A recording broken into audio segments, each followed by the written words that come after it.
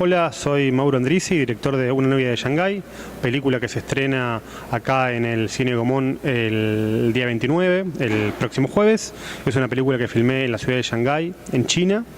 Estuve 6 meses viviendo allá, 4 meses estuvimos preparando lo que será la preproducción.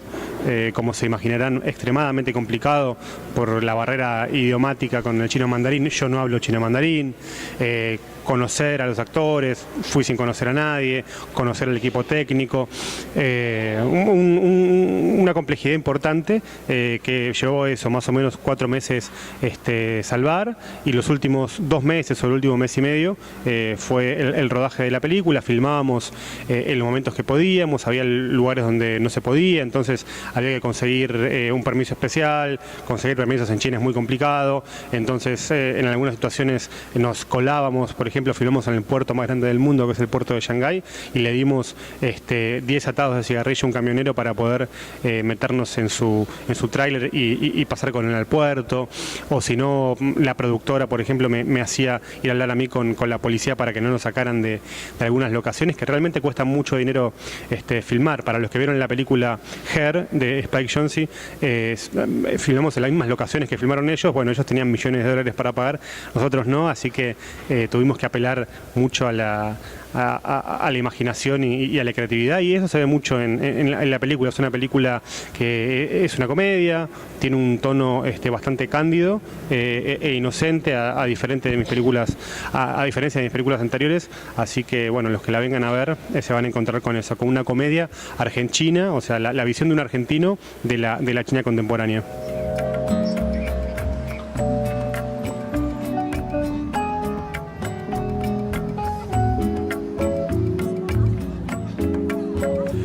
Bueno, la película tiene un origen bastante singular. A mí me invitaron a China a hacerla, entonces quería tocar un tema típicamente chino, un tema de la tradición local, porque obviamente no me interesaba ir a China con actores argentinos. Podría haber sido también otra posible película, pero me interesaba más meterme con su cultura, con su idioma, con su formación actoral. Y bueno, si salía bien, y si salía mal, no importaba, era la experiencia de filmar una película en otra cultura. Conocí a muchos actores, finalmente me quedé con 2 porque cuando empecé con esta idea de querer hacer una comedia un poco nostálgica también, siempre tuve la base, ¿no?, del gordo y del flaco. Y si bien en la película los physique du rôle de los personajes no son de gordo y del flaco, sí son como de un gordo y otro que es un poquito más peticito, más parecido a Hijitus. Tenía ganas de trabajar con humor físico y que justamente los 2 personajes protagónicos se pudieran referenciar muy rápidamente con personajes de la comedia. Y la historia, como les comentaba, tiene que ver con eso, con la tradición. Quería ver cómo subsisten todavía algunas tradiciones milenarias de China en el presente, en esta Shanghái megalópolis y supermoderna. Entonces pasaba un poco por ahí. Se trata de algo que se llaman casamientos fantasmas, que es una costumbre que yo encontré y me pareció que tenía un potencial de ficción bastante importante, que es básicamente casar a los muertos. Se unen los 2 ataúdes o las urnas funerarias, porque muchos chinos también queman a sus muertos. Se unen de 2 personas, la familia tiene que estar de acuerdo, obviamente, se hace una ceremonia y quedan casados, así como se casa la gente en la vida, bueno, en la muerte, y son felices en el más allá. La historia cuenta un poco un triángulo amoroso, si se quiere, un viejito que muere, se les presenta como fantasma a 2 vagamundos que están ahí merodeando por Shanghái y viendo cómo sobrevivir en la calle, y les pide que por favor desentierren el cadáver de su amada de toda la vida, con la cual no pudo consumar una relación fructífera, porque bueno, ella estaba casada, ella, bueno, obviamente está muerta, y ellos tienen que desenterrar el cajón. Ellos acceden y bueno, tienen toda una serie de problemas para llevarlo al puerto, que es en definitiva lo que le pide el fantasma. La película es un poco eso, ¿no? Recorrer un poco Shanghái, con estos dos vagabundos, con un ataúd, un cajón con la muerta adentro, y bueno, van paseando por toda la ciudad. Entonces se ve la historia, el fantasma interactúa con él todo el tiempo, y con ellos todo el tiempo, y también todo el tiempo se ve la sinfonía de la ciudad, ¿no? Lo que es Shanghái. Siempre de fondo pasan cosas muy interesantes, a veces inclusive más interesantes que lo que pasa en el primer plano en la historia. Así que es un poco las dos cosas, ¿no? Una ficción dentro de un gran documental sobre la ciudad.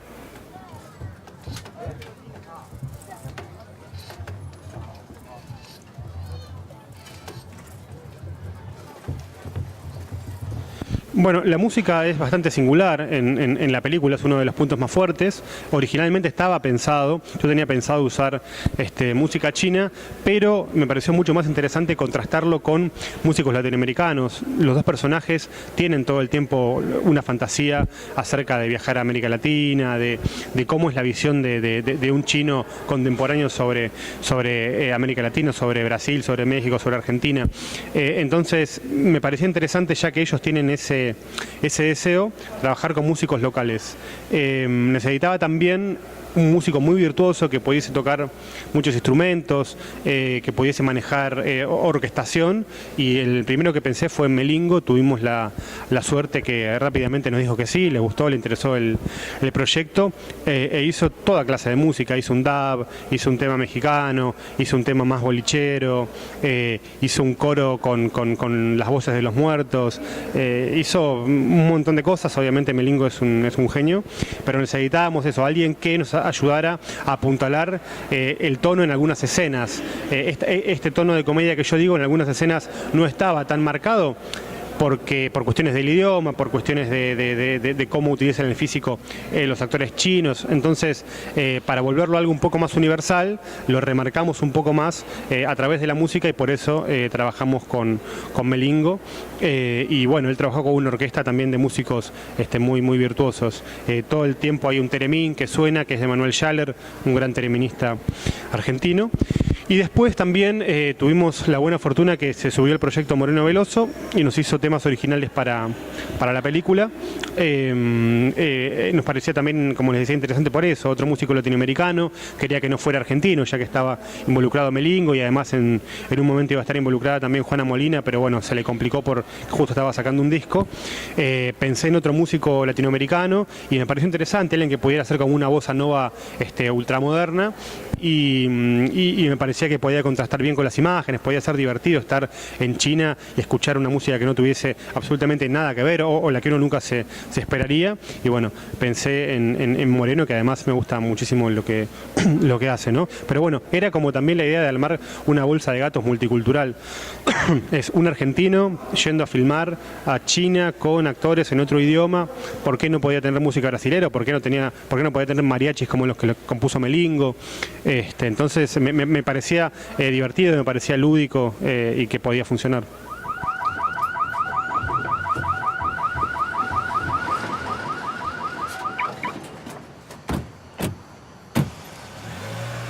Bueno, los dos protagonistas, como les comentaba, eran dos vagabundos, y costó mucho encontrar las personas adecuadas. Yo desde que llegué a la ciudad, desde que me instalé allá, estuve haciendo castings muy chiquititos. Tampoco teníamos un presupuesto muy grande para permitirnos grandes gastos en casting. Pero bueno, lo que pasaba era que es tan diferente la escala de producción del cine chino o de la televisión china con la argentina, que la gran mayoría de los que iba conociendo les interesaba el proyecto, pero se terminaban bajando. Me decían, mirá, si hago esto termino perdiendo plata. Y yo les estaba ofreciendo dinero que para Argentina estaba bastante bien, pero bueno, para sus estándares no tanto. Entonces entré un poco a desesperarme, porque no encontraba buenos actores. O sea, los buenos que encontraba eran muy caros, y los que podía pagar no me cerraban tanto. Tenían como una actuación muy melodramática, muy formados en la televisión más que en el cine. Pero tuve la suerte que en el mismo hotel que yo estaba, que era un programa de artistas, estaba un asistente de dirección de Jia Sanke, un importante director chino, y a partir de ella conocí a uno de los futuros dos protagonistas, que se llama Hugo, o bueno, ese es su nombre, se llama Hu Chengwei, pero se debe llamar Hugo para cuando interactúa con personas no chinas.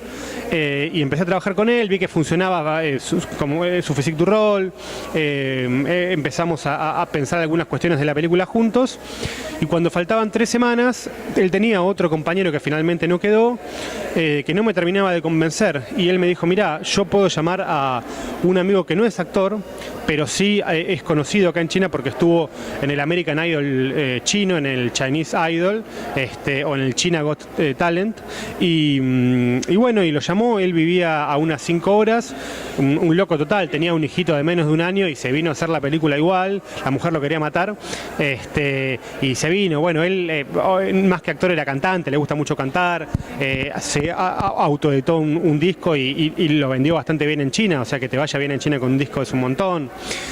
Así que bueno, el segundo actor lo trajo el primer actor que ya estaba confirmado para la película, y además lo que yo necesitaba es que fuesen amigos, porque esta incomunicación que se producía un poco a la hora de dirigir a los actores, y yo siempre estaba intermediado por una traductora, eso complicaba mucho todo. Entonces digo, sería mucho mejor si ya de por sí son amigos, porque en la ficción tenían que ser amigos. O sea, si yo no lograba como director que ellos parecieran ser amigos en la ficción, iba a ser un poco un fracaso la historia. Pero bueno, entonces tuve la buena fortuna de conseguir otro actor que además era realmente amigo del que ya estaba seleccionado desde el principio, y eso se ve un poco en la película, que son compinches, que tienen diálogos entre ellos muy fluidos, que se tratan y tienen lenguaje gestual de amigos. Si no hubiese sido así, creo que se me hubiese complicado mucho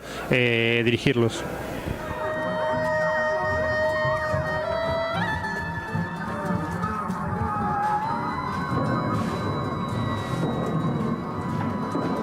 Bueno, la película tiene una estructura bastante particular. Estaba pensada, siempre hubo un guión pensado antes de viajar a China, y ya cuando estuve allá también el guión iba obviamente mutando día a día, en función de nuevas locaciones que yo encontraba para filmar, de nuevas posibilidades. Entonces había como una reescritura permanente. Pero a mí lo que me interesa, por sobre todas las cosas del cine, también se puede ver en algunas películas anteriores mías, una que se llama En el futuro, Accidentes gloriosos, que aprovecho las locaciones al máximo. Es decir, nosotros íbamos a una locación con el equipo y los actores, y si encontrábamos alguna otra cosa que nos pareciera rica o interesante para la historia, la sumábamos. Por ejemplo, hay una escena en la película donde hay un viejito que aparece de la nada. Es un viejito que tiene casi 100 años, de verdad, y cuenta su vida. Yo le pedí que nos contara su vida, y a partir de esta historia que cuenta de su vida, cuenta la historia de China, de los últimos 100 años de China. Entonces, eso lo encontramos, no estaba pautado desde el guión. Y lo mismo pasaba con algunas locaciones. Por ahí íbamos a alguna, estábamos filmando y nos dábamos cuenta que 300 metros más adelante teníamos un lugar mucho más interesante para filmar que ese, entonces cambiaba y encontrábamos un nuevo personaje, y así fue todo el rodaje, porque lo que pasa en Shanghái es eso, es una ciudad tan descomunal, que tiene solamente en la ciudad casi la misma cantidad de habitantes que en toda Argentina.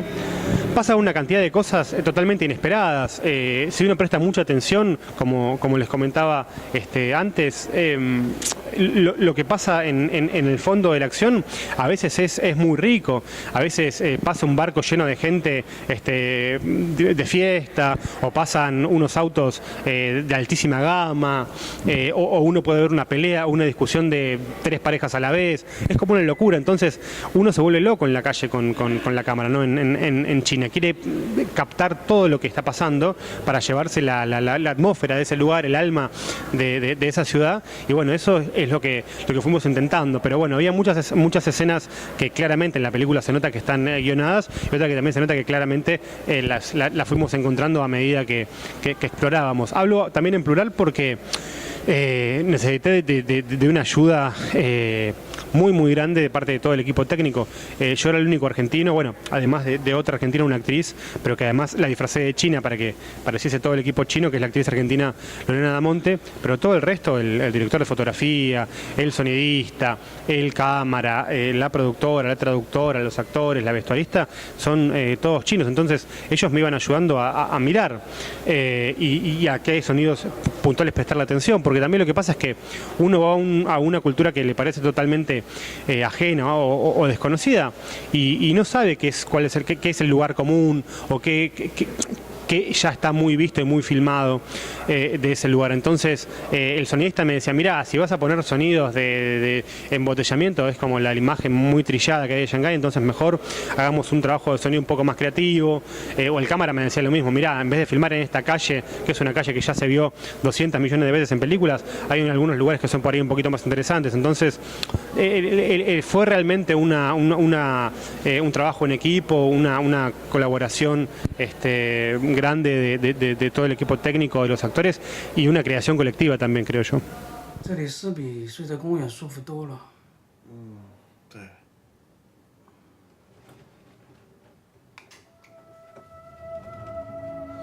Bueno, la película está subtitulada. Hay dos versiones, de hecho, una versión en español, que es la que se va a pasar acá, se estrena acá en Argentina, y otra con subtítulos en inglés, que es la que va a festivales y estamos tratando de vender algún canal afuera. El tema de los subtítulos siempre es polémico. Hay mucha gente que si la película tiene subtítulos no le interesa demasiado o pierde un poco la atención, porque tenés que leer los subtítulos y además mirar la imagen, es un poco complicado. Siempre te perdés un poco, ¿no es cierto?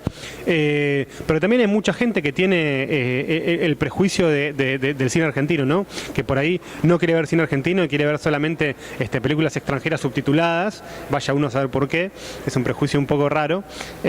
Pero bueno, vamos a apelar también a esa gente que obviamente lo va a ver como una película más china que argentina, porque se desarrolla en Shanghái, porque está hablada en chino, porque todo el equipo, salvo el director, son chinos, pero es una coproducción real entre productores argentinos y una empresa china. Entonces, y yo creo que también la mirada se nota que es una mirada de un extranjero.